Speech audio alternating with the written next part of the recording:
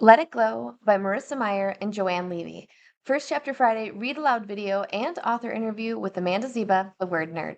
Today, after you listen, play along. Try the Christmas and Hanukkah Trivia brain breaks. I'll link the videos and answer sheets for you in the video description box, and you can learn more about both of these great holidays. One last thing before we get started, I want to give a shout out to Mrs. Merklowitz's students in Houston, Minnesota. I'm so glad you guys are here today. Happy listening! Hi, my name's Amanda Zieba. Welcome to my channel, Learning with the Word Nerd, and another First Chapter Friday video. This week, I'm going to be reading to you from Let It Glow by Marissa Meyer and Joanne Levy. That's right, not one, but two authors. And if you're curious how that works, stick around because I'm going to be chatting with both of the authors after I read you the first chapter. Now, first, let me tell you a little bit about this book. My copy doesn't have a blurb on the back, so I'm going to have to read it from my phone.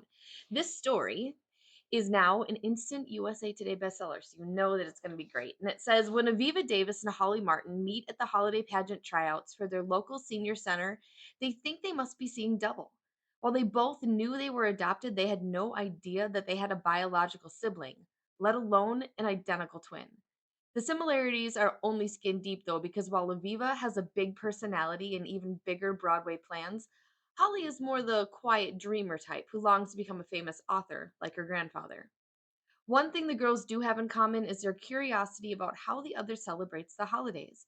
What better way to discover the magic of the holidays than to experience them firsthand? The girls secretly trade lives, planning to stage a dramatic reveal to their families. Two virtual strangers swapping homes, holidays, and age old traditions? What could possibly go wrong? Find out in the sweet as sugar plum and satisfying as a latke middle grade novel by Marissa Meyer and Joanne Levy. And you guys, I loved it. It is the perfect time of year for a story like this, and I think you're really going to like it too. Now, one book, two authors. I know it's First Chapter Friday, but I am going to read you the first two chapters because this story alternates point of view, and we get to hear from both Holly and Aviva. So I'm going to read you chapter one from Aviva's perspective, and then I'm going to read you chapter two from Holly's perspective, and then we're going to go and talk to both authors. Are you ready? Let's do this. Let It Glow by Marissa Meyer and Joanne Levy. Get there, I swear. Chapter 1, Aviva. Getting to be such a pro with those chopsticks, my grandmother said. We were at our favorite Chinese restaurant in the middle of the dim sum rush on Sunday. It was our special day together, one I looked forward to every week, and not only because we stuffed ourselves with dumplings and then hung out at the mall either, though that was a major perk. Some kids think their grandmothers are boring or too old to be fun, but my Bubby is the best. She is smart and sassy and loves being the center of attention, just like me. When I looked up to agree with her about the chopsticks, the slippery dumpling slid out of them and onto the tablecloth with a plop. Whoops, I exclaimed. Maybe not as good as you think. She leaned closer conspiratorially and said, I guess we'll just have to come back next week. After all, practice makes perfect. We both laughed. She'd been saying this for years, but really, who needed an excuse to go for dim sum? Speaking of practice, Bubby said, I have great news. I stabbed the dumpling with a chopstick and lifted it up carefully so it wouldn't slide off. Oh, I said before I shoved the entire doughy package of deliciousness into my mouth. The holiday pageant at Rowena Village is coming up later this month. I was still chewing, but said, okay, as I reached for the steamer basket of sticky rice. Sounds fun. Bubby lived at a senior center, not because she was old, but because she hated to cook for herself, and all her friends lived there or were close by, and there were fun programs almost every night. I knew part of it was also that her eyesight had gotten pretty bad and she couldn't drive anymore, but that hadn't slowed her down yet. Still, the way she talked about Rowena Village made it sound really good, like a year round summer camp. More than once I'd asked her when I could move in. She always laughed, even though I wasn't totally joking. You should be in it, said Bubby. Sticky rice instantly forgotten, I looked up at her. Really? Of course, you're a born performer. You're not wrong, I said, shimmying in my seat. She winked as if to say, of course I'm not wrong, and picked at a hargo dumpling with her chopsticks. The best part? I made sure they're including a Hanukkah number this year. She took a bite of the dumpling, not dropping the rest. She was such a pro. Once she was done chewing, she pointed at the half-eaten dumpling at me. You'll be in the Hanukkah number and will shine like the star you were born to be, my Bubba. See, this is one of the reasons I love my grandmother. She knew I was meant to be a star in movies or on Broadway, whatever. Except, of course, I want to be in the pageant, Bubba, I said. I want to sing and dance and perform. You know I do, but I reached out again for the sticky rice, dropping my eyes to the steamer basket, not sure how to finish the rest of the sentence. But what, Vivi? I grabbed one of the packets of rice wrapped in a lotus leaf and plunked it on my plate. Then I gently pulled at the corner to open it. Yes, I was stalling. Vivi? Fine, I muttered through a sigh. Just not that Jewish. Speak up, Bubba. I said, I looked up at her. I'm not very Jewish. Eyes narrowed a little. What do you mean? You're Jewish. There is no very. I just don't feel very Jewish, I shrugged. We don't celebrate anything. Dad's not even Jewish. And well, there's that whole I'm adopted thing. I just don't feel very Jewish. How can I do a Hanukkah number?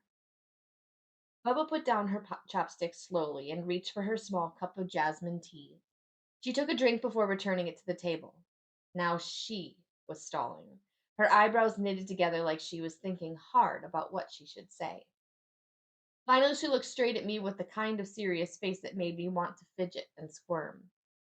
You were adopted has nothing to do with it. You were wanted and instantly loved by your family the second they brought you home. As a baby, you were taken to the Mekev and given a Hebrew name and became as Jewish as if you'd had a Jewish birth mother. You will have a bat mitzvah next year, like your brother had a bar mitzvah, and your father not being Jewish doesn't make you any less Jewish. Aviva Libby Davis, you are Jewish. She stared at me until I nodded in agreement.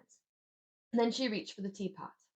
But as for your family's lack of observance, well, I wish that was different. Your parents had agreed you kids would be raised Jewish, and I'd hoped that when it came time for Benny to study for his bar mitzvah, your family would have taken it more seriously and not just done the bare minimum. Though I do think your brother was glad he did it, in the end. She sighed and shook her head before she met my eyes again and said, But Vivi, you can always celebrate with me, and I would love to take you to the synagogue for the high holy days next year, or to the Jewish Community Center for the dances or programs. If you want to enroll in Jewish Sunday school or go to Saturday morning services, we can do that too. Really? I said, not sure I wanted to go to synagogue for regular services. But it was the first time she'd ever suggested that, and I believed she would take me, even though she didn't normally go every week. And Jewish Sunday school? I hadn't even known that was an option. Benny's bar mitzvah lessons had been mostly online, but going to a place with other Jewish kids might be fun. Of course, Bubba nodded. You just need to say the word. But it has to come from you so your mother doesn't think I'm pressuring you. It's up to you how observant you want to be. But no matter what you decide, you are nonetheless 100% Jewish. She seemed really sure, even though I still had my doubts. Seriously? You think I'm Jewish enough to be in the Hanukkah number in the pageant? I asked, even though I don't really celebrate Hanukkah? She nodded. Yes, of course. I gave her the side eye. Will I get to sing? She grinned as she filled my teacup. I'm counting on it. And dance? I don't know if there will be dancing, but if there is, I fully expect you to dance. Sign up tomorrow evening at the center. Ask your mother to bring you. I couldn't help it. I jumped up out of my seat and threw my arms around my grandmother. Oh, Bubba, this really is the best news. I'm going to make you so proud. Of course you will. She laughed as she hugged me back with one arm and put the teapot down with the other, a little spilling out of the spout. You always make me proud, Bubba, always. But I think this is going to be your moment. I can't wait. And neither could I. Chapter 2 is from the perspective of Holly. The elf is a traitor. This thought had popped into my head 1 hour before the bell rang to let us out of school Friday afternoon, and I hadn't been able to concentrate on anything else since. Instead of completing the worksheet on local governments I was supposed to be focusing on, I'd spent that hour bent over my notebook jotting down all of my new thoughts. I like to think Mrs. Chang would understand. She was my favorite teacher because she always assigned the most interesting writing prompts. Things like, what mythical creature would you want to keep as a pet? Dragon, obviously. Or if archaeologists discovered the lost city of Atlantis, what sort of technology would they find? Magical headsets that let you communicate with mermaids. Duh. Ms. Chang even once said my stories were really good and that I had the potential to be a published writer someday. When I heard those words, my whole body lit up inside like a Christmas tree. I mean, my grandpa had been telling me this for years, but he was family, so I wasn't sure it counted. Coming from a teacher, it felt extra special. Usually, Miss Chang reserved the last 30 minutes of class for reading or free writing, but we'd been behind on Friday, so we were stuck doing social studies instead. It was hard enough to pay attention to social studies on a normal day, but when my fingers were itching to work on a story, it was impossible. Then on Friday evening, there were chores to do, and I had to make dinner for me and Gramps because Mom had worked late at the bank again.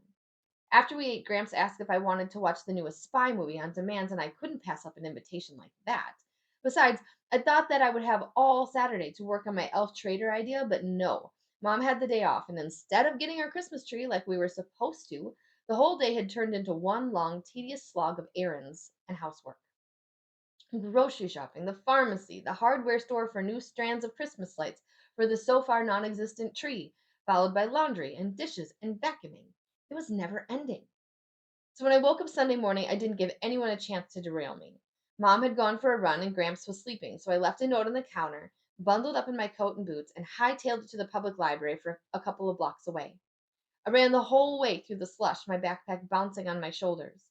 I waved to Miss Clark at the front desk as I hurried past, heading straight for my favorite spot. The library was like a second home to me, and all the librarians knew by my name.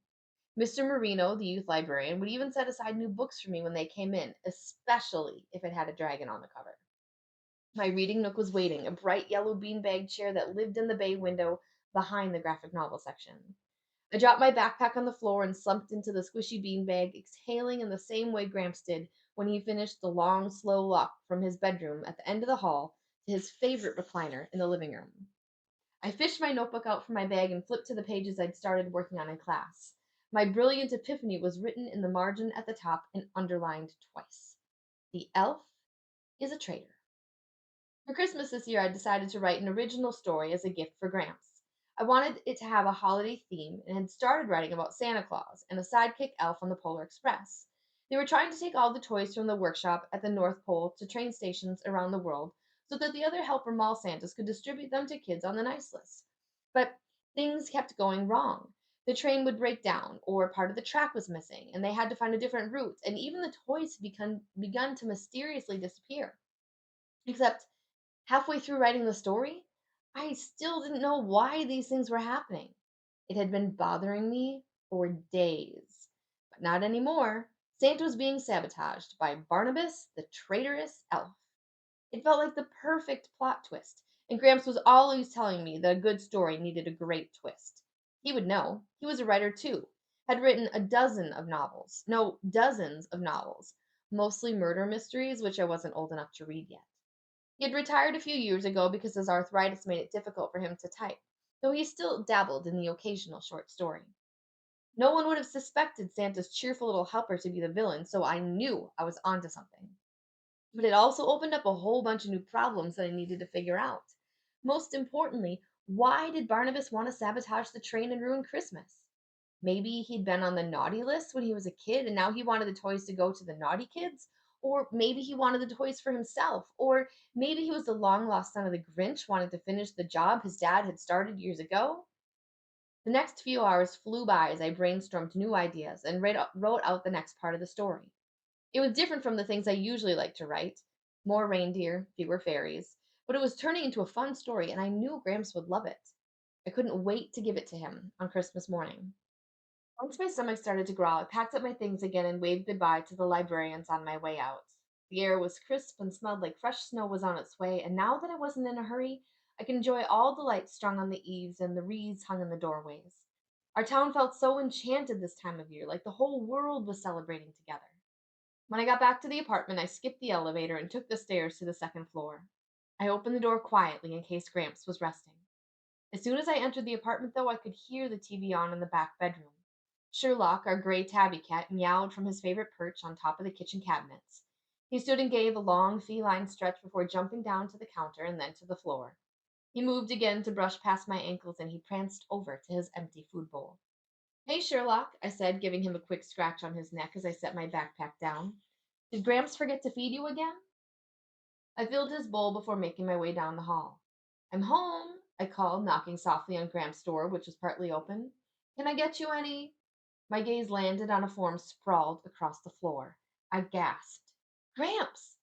He groaned as I dropped to my knees beside him. Gramps, are you okay? Yes, yes, he said with a grunt. I'm fine, Holly. Can you help me up? But he didn't sound fine or look fine. He was lying on his side, his walking cane on the floor a few feet away. What happened? I asked him, taking his arm. I just lost my balance, he said, accepting my help. I'm not hurt. It happened just before you got home. I frowned, shaking a little as I helped him up onto the bed. He sat down and exhaled, resting his elbows on his legs. He grabbed his cane and leaned it against the mattress.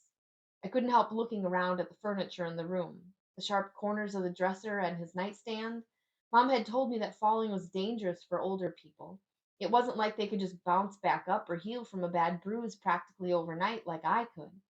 If he hit his head or broke a bone, it could put him in the hospital, or worse. It's all right, Gramps said, and I knew he was trying to reassure me, but I was worried.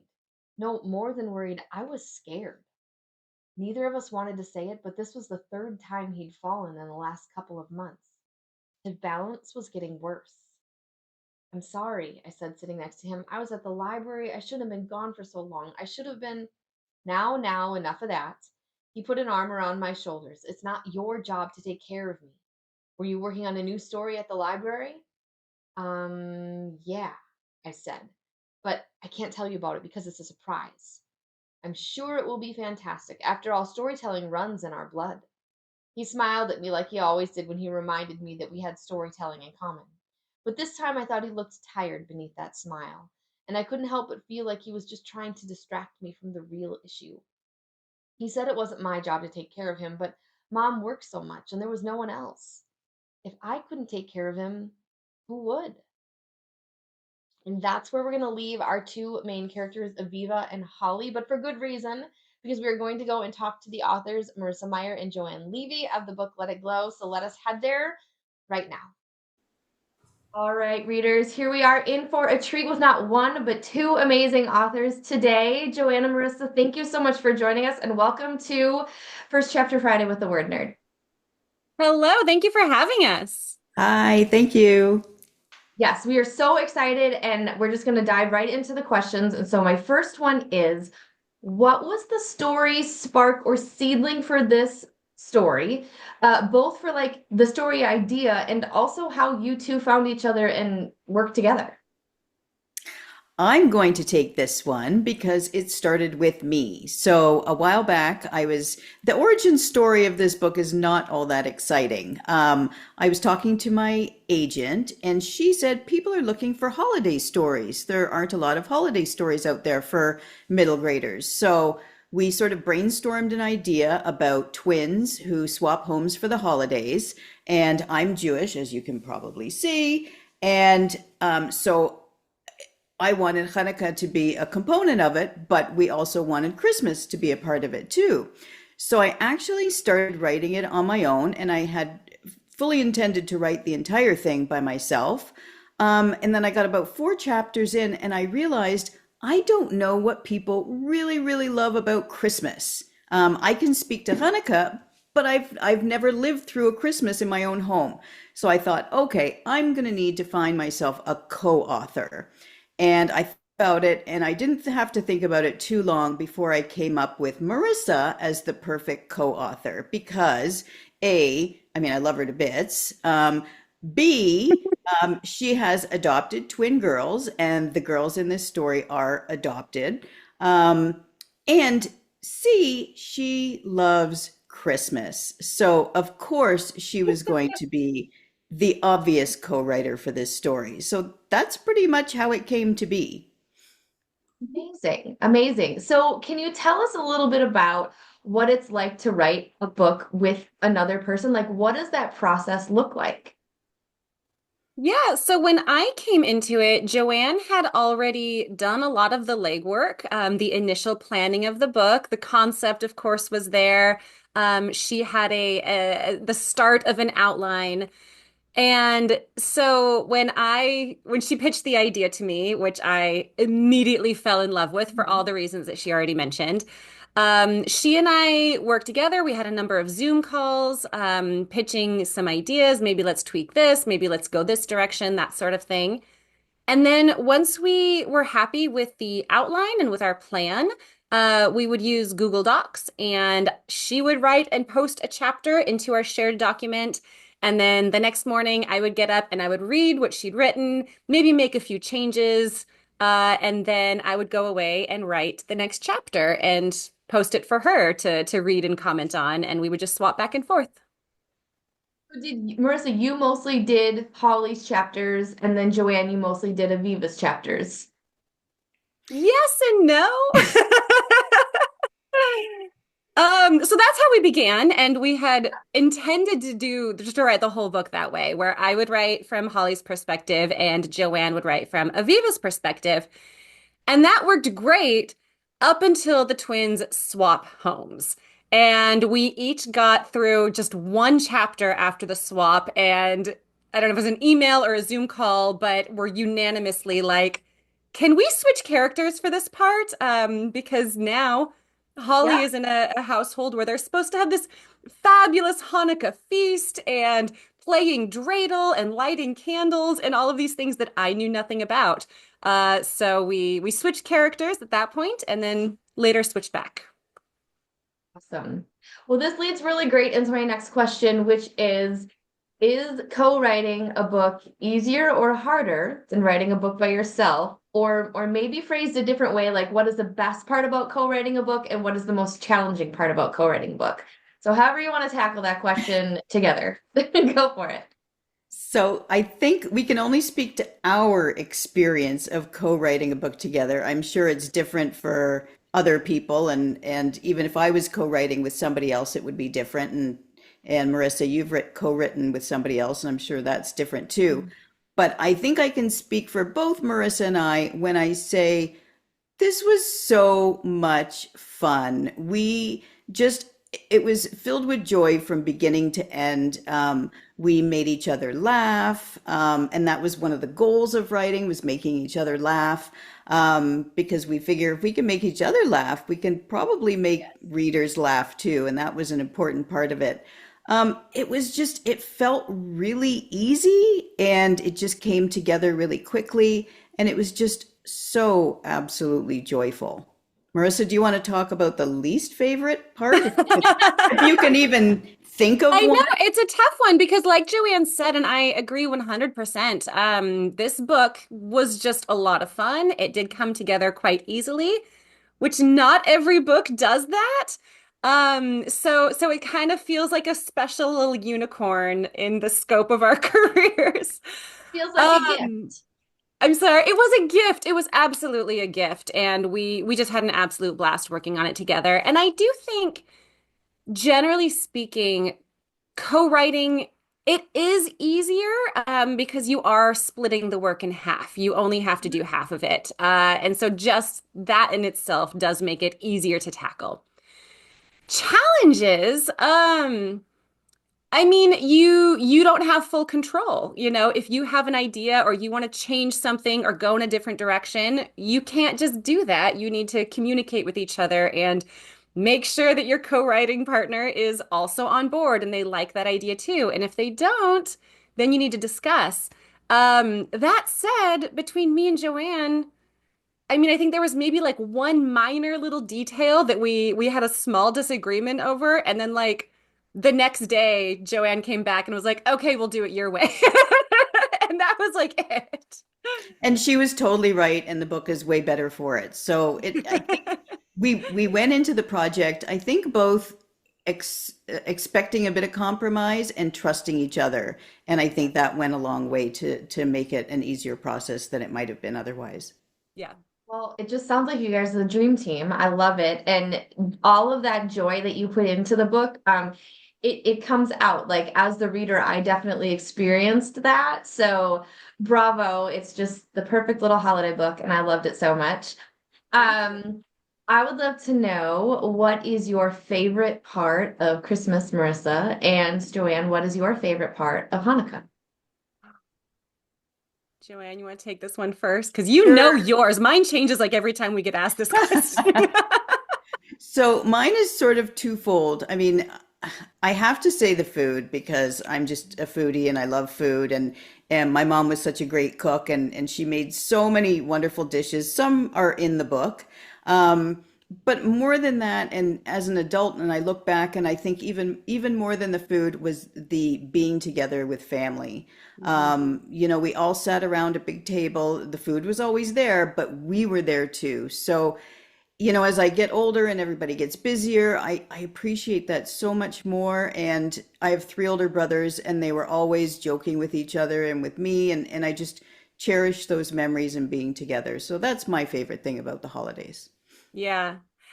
I truly, every time we get asked this, I feel like I have a different answer because there are so many things that I love about Christmas, and it is really hard to choose one. In part because my family growing up just had a billion traditions, and I've now continued that with my kids. We just do a lot of things this time of year. But one that I haven't said yet that just came to me is one of my favorite traditions when I was a kid. I have one older brother, and I think you mentioning your brothers is what sparked this. Every Christmas Eve, we would lay out our sleeping bags on the floor of one of our bedrooms. And, we of course couldn't go out. You're not allowed to spy on Santa. But that was one of the things that I remember is it was like, okay, we're gonna have a little slumber party Christmas Mhm. Eve so that we can then wake up and whoever wakes up first in the morning would wake up the other so we could run out and see the stockings and see the tree. Yeah, I love that. Thank you both for sharing those memories with us. Final question. We have lots of young viewers watching.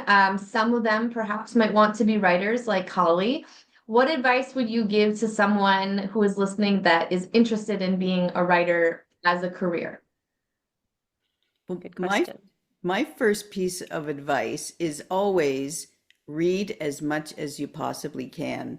And for people that want to be writers, that should sound like really fun advice because most writers are readers first. But read as much as you can. Read outside of things that you normally read, sort of go outside of your comfort zone of reading, because you learn to write by reading. It's really, really important. And it's the best first step before you even start coming up with a story of your own is just read lots of other stories. Mhm.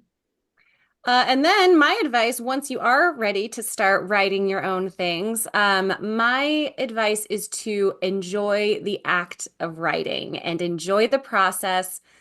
It can be really tough for those who have dreams of being published and someday being a professional author, which is a great dream, and I really love what I do.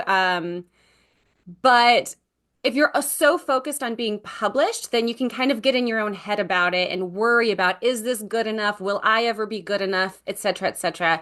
I think it's so important to just have fun, write things that you are excited about, write about stories that you are passionate about, that you can't wait to get started every day. And that enthusiasm that you have is going to come through in the story, and it's going to carry you through all of the tough, challenging times, hopefully up until the day you get published. That's great advice from both of you. Thank you so much. Okay, I always close out by asking if readers have more questions, what is the best way for them to ask you or get a hold of you? And then also, if you want to share what you're working on right now or what's coming out next for you, we'd love to hear about that too. Sure. So readers can get a hold of me probably through my website is the easiest. There's an email address on there, joannelevy.com, just as it's written on the book. And sorry, I forgot the second question. What are you working on anything new right now or what's coming out from you next that we should look for and be excited about? Yeah, sorry about that. So my next book is coming out in, I think it's September of 2025, and it's called All the Things We Found. And it's about a girl and how she sort of navigates through grief and with the help of her dog. So, Thanks. Awesome, thank you. And then I also have a contact form on my website. That's marissameyer.com. And I have three books coming out next year. So the next one is out at the end of January. It's called The Happy Writer, and it is my writing guide. So for those who are aspiring writers, I hope they will check it out and be inspired. And then in June, I have a new graphic novel coming out called We Could Be Magic. And next fall, I have a new fairy tale retelling coming out. It is based on the fairy tale Bluebeard, which is a really dark, creepy one. And that book is called The House of Fear. Okay. Awesome. Well, I'm so excited about all those books and projects. I will make sure to link everybody's websites down below so people can follow up with you if they have more questions. Ladies, thank you so much for your time today and this interview, and also for such an amazing holiday book. You knocked it out of the park, so great job. And readers, we will see you next week for another First Chapter Friday video. See you next Thank time. Happy you. reading. Happy holidays! To continue reading Let It Glow by Marissa Meyer and Joanne Levy, pick up a copy from your school library, purchase one from your favorite local indie bookstore, or grab it via the Amazon link in the video description box. Then be sure to check out the rest of the First Chapter Friday playlist. I've got more than 200 young adult and middle grade novels waiting for you to try on. Thanks so much for visiting my channel, Learning with the Word Nerd. I hope you come back again for more First Chapter Fridays, brain breaks, direct instruction videos, and more. Please like this video and subscribe, and I'll see you again next time. Happy reading!